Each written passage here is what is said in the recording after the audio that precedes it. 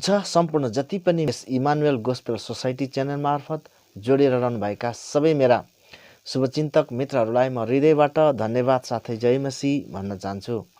र आज पनि तपाईहरुको बीचमा मैले खास र महत्त्वपूर्ण विषय लिएर चाहिँ बातचित गर्नको लागि आएको छु। विशेष गरी धेरै दिनपछि यसरी मैले चाहिँ आज भिडियो बनाउने जमर्क गरेको छु, किनकि म बीचमा धेरै दिनको अन्तरालसम्म चाहिँ हजुरहरूसँग भेटघाट हुन सकेन, किनकि म आफ्नो भनौं प्रोग्राममा म बिजी र व्यस्त भएको कारण र आफ्नो भनौं समय चाहिँ म विशेष गरी तपाईहरुसँग के भन्छ मैले राख्न सकिन वा तपाईहरुलाई त्यो समय दिन सकिन।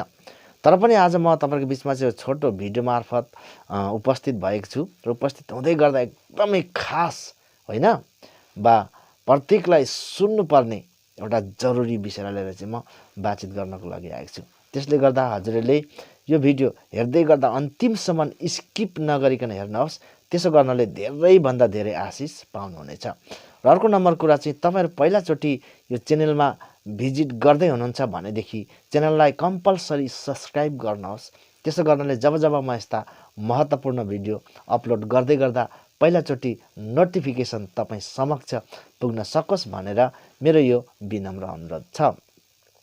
त हुन्छ, अब हामी भनौं अलमल नगरिकन आजको मुख्य विषयमा गएर बातचित गर्नेछौं।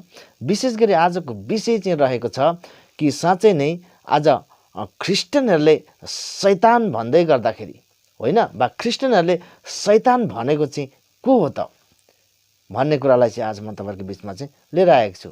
विशेष गरी आज धेरै जस्तो ख्रिस्टियनहरुले सैतान भन्दै गर्दाखेरि चाहिँ भनौं नन ख्रिस्टियनहरु धेरै रिसाउने गर्दछ।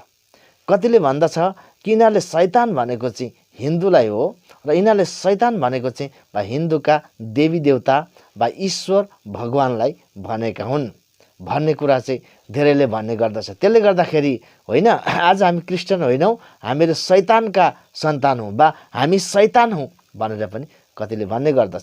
त कतिजना विश्वासीहरु पनि होइन आज भनौं के भन्छ त्यो त शैतान नै हो भन्ने खालको कति विश्वासीहरुको पनि यस्तो प्रकारको विचारहरु हुन्छ। त्यसले गर्दा वास्तविक शैतान के हो र साँच्चै नै आज क्रिस्चियनले शैतान भन्न खोजेको चाहिँ वा नन क्रिस्चियनलाई हो वा नन क्रिस्चियनले पूजेका ईश्वरलाई भन्न खोजेको त भन्ने कुरो चाहिँ आज म यस भिडियो मार्फत तपाईहरुको बीचमा लिएर आउँदछु। विशेष गरी हामीले बुझ्नुपर्ने कुरा चाहिँ के छ भनेदेखिलाई विशेष गरी जो चाहिँ भनौं बाइबलमा चाहिँ भनौं येशू ख्रीष्टलाई छोडेर अरु भगवान र ईश्वरको बारेमा चाहिँ उल्लेख छँदै छैन। येशू ख्रीष्टले कतै पनि अरु धर्मको विषयमा, अरु देवताको विषयमा र अरु देवीको विषयमा कहीँ पनि कुरा गर्नु भएन। येशू ख्रीष्टले स्पष्टसँगले एकमात्र ईश्वर, एकमात्र परमेश्वरलाई चाहिँ उहाँले मेरो पिता भनेर भन्नुभएको छ। त्यसर्थ आज कुनै पनि धर्मको वा कुनै पनि ईश्वरको विरोध भन्ने कुरा चाहिँ बाइबलले गरेको छैन, न त येशू ख्रीष्टले नै गर्नुभएको छ। त्यसले गर्दाखेरि तपाईलाई म के भन्न चाहन्छु भनेदेखि क्रिस्चियनले भनौं शैतान भन्दै गर्दाखेरि कहिले पनि भनौं नन क्रिस्चियनलाई भनेको होइन, नन क्रिस्चियनले पूजेका देवी देवतालाई पनि भनेको होइन। किनकि आज परमेश्वरको वचन बाइबलमा यशायाको किताबमा गएर हामीले हेर्छौं भनेदेखि यशायाको 14 अध्यायमा के लेखेको छ भनेदेखि त्यहाँ चाहिँ भनौं शैतान भन्ने व्यक्तिको विवरण त्यहाँ छ। जुन चाहिँ शैतान क्रिस्चियनले भन्ने गर्छ भनेदेखि त्यो क्रिस्चियनले भन्ने शैतान चाहिँ को हो भन्नुहुन्छ भनेदेखि त्यो एक समयमा चाहिँ स्वर्गदूत थियो, जसले चाहिँ परमेश्वरको नजरमा जो चाहिँ भनौं सृष्टिकर्ता प्रभुको नजरमा चाहिँ उसले घमण्ड गरेको कारण चाहिँ के भयो भनेदेखि त्यो एक दिन पतन भयो। पतन भएपछि त्यसलाई चाहिँ शैतान भन्ने नाम त्यसलाई दियो। त्यसले गर्दाखेरि हामीहरु साँच्चै नै हिजकियलको किताबमा गएर हामी 28 देखि 29 सम्म पढ्छौं भनेदेखि त्यहाँ पनि के लेखेको छ भनेदेखि शैतान चाहिँ जहिलेसम्म तैले होइन जहिलेसम्म चाहिँ तैले चाहिँ आफूलाई भनौं घमण्ड गरेको थिइनस् तबसम्म चाहिँ त एउटा सुन्दरताको रूप भएको व्यक्ति थिइस् भनेर त्यहाँ भनेको छ। त्यसले गर्दाखेरि भनौं शैतान भन्ने व्यक्ति चाहिँ कुनै पनि वा अरु धर्मका वा अरु धर्मावलम्बीहरूले पूजेका ईश्वरलाई चाहिँ शैतान भनेको होइन। सैतान चाहिँ परमेश्वरको वचन बाइबल अनुसार सैतान चाहिँ लुसिफर भन्ने व्यक्ति जो चाहिँ स्वर्गदूतहरू मध्येमा श्रेष्ठ स्वर्गदूत थियो अनि त्यो चाहिँ स्वयं परमेश्वरले सृष्टि गरेको व्यक्ति र परमेश्वरको आराधना गर्ने एउटा आराधक थियो। तर उसले एक दिन आफ्नो मनमा चाहिँ भनौँ विचार गर्यो कि यो परमेश्वर भन्दा पनि श्रेष्ठ चाहिँ म हुँ, किनकि मैले नै आज उसलाई आराधना गर्दै गर्दा सबै यहाँका सेनाहरू स्वर्गदूतहरूलाई चाहिँ मैले चलाउँछु भनेर उसले आफ्नो मनमा विचार गर्दै गर्दाखेरि चाहिँ परमेश्वरको नजरमा ऊ घमण्डी भयो, त्यसर्थ उसमा पाप आयो। त्यसले गर्दाखेरि ऊ चाहिँ एक दिन के भयो भनेदेखि परमेश्वरको नजरबाट चाहिँ ऊ पतन भएको कुरा चाहिँ परमेश्वरको वचन बाइबलले भन्दछ। त्यसले गर्दाखेरि जब परमेश्वरले उसलाई चाहिँ भनौँ उसको स्थानबाट उसलाई जुन जग्गामा राख्नु भएको थियो, जुन दर्जा उसलाई दिनुभएको थियो, त्यो दर्जाबाट उसलाई हटाउँदै गर्दाखेरि चाहिँ उसले के गर्यो भनेदेखि परमेश्वरको नजरमा उसले चाहिँ च्यालेन्ज गर्यो, परमेश्वरसँग उसले चाहिँ च्यालेन्ज गर्यो कि साँच्चै नै म साँच्चै तिम्रो विरोधमा म खडा हुन्छु भनेर उसले प्रभुको विरोधमा खडा भएको छ। त्यसर्थ आज इसाईहरूले अनि क्रिस्चियनहरूले सैतान भनेको कुरा चाहिँ के हो भन्नुहुन्छ भनेदेखि अरूका देवी देवता, अरूले पुज्दै गरेका ईश्वर वा अरू धर्मावलम्बीलाई भनेको होइन, तर जुन चाहिँ परमेश्वरसँग च्यालेन्ज गर्ने व्यक्ति, तैँले जति पनि तपाईँले राम्रो असल कर्म गर्दै जानुहुन्छ तपाईँको विरोधमा म छु भनेर जो खडा हुने व्यक्ति लुसिफरको भनौँ विपरीतमा चाहिँ उनीहरूले सैतानलाई डाँटेको।